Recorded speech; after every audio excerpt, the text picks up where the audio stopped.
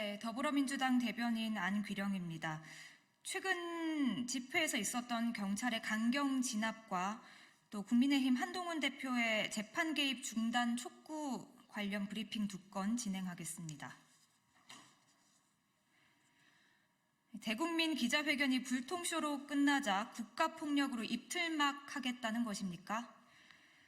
지난 주말 윤석열 정부 규탄 집회에 참석한 사회민주당 한창민 의원이 갈비뼈 골절 등의 부상을 입는 참담한 일이 벌어졌습니다.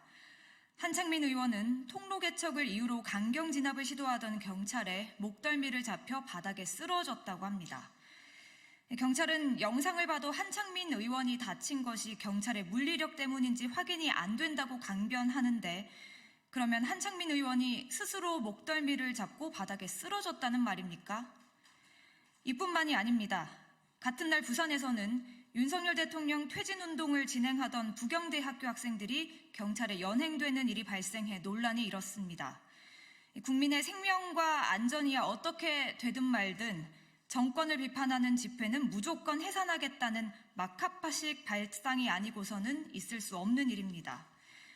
윤석열 대통령의 대국민 담화와 기자회견이 불통쇼로 끝나자 이제 경찰 등 국가폭력으로 입틀막하겠다는 것입니까? 지난 2016년 백남기 농민이 경찰의 물대포에 맞아 숨진 일을 우리 국민은 똑똑히 기억하고 있습니다. 백남기 농민이 숨진 이후 박근혜 정권은 몰락했습니다. 윤석열 정권도 국민을 억압하려 들다가는 박근혜 정권의 전철을 밟게 될 것임을 명심하십시오. 네, 다음 브리핑입니다. 한동훈 대표는 노골적인 재판 개입을 중단하십시오. 성남FC 사건 재판부가 정승원 검사에게 퇴정을 명령한 데 대해 국민의힘 한동훈 대표가 시정되어야 마땅하다고 주장하고 나섰습니다. 집권여당 대표가 노골적으로 재판에 개입하고 있습니다.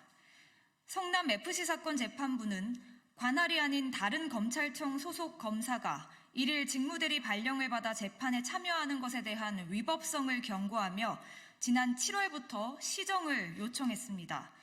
그러나 검찰이 시정은커녕 관행이라며 버티자 결국 퇴정을 명령한 것입니다.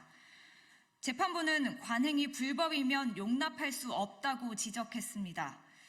검찰이 관행을 빙자해 위법을 일삼는데도 용인하자는 것이 한동훈 대표가 말하는 법과 원칙입니까? 한동훈 대표는 검찰의 위법을 옹호하며 법 위에 군림하려는 것입니까? 게다가 한동훈 대표는 야당에 대해서는 거침없이 말하면서 왜 김건희 여사에 대해서는 한마디 못합니까? 한동훈 대표가 법과 원칙을 말하고 싶다면 검찰이 김건희 여사의 온갖 의혹과 논란에 면죄부만 발급한 데 대해 시정되어야 마땅하다고 먼저 말해보십시오. 한동훈 대표는 노골적인 재판 개입을 중단하십시오. 한동훈 대표가 제 눈에 들보부터 살펴 살아있는 권력에 대한 제대로 된 검찰 수사부터 촉구하기 바랍니다. 네, 이상입니다.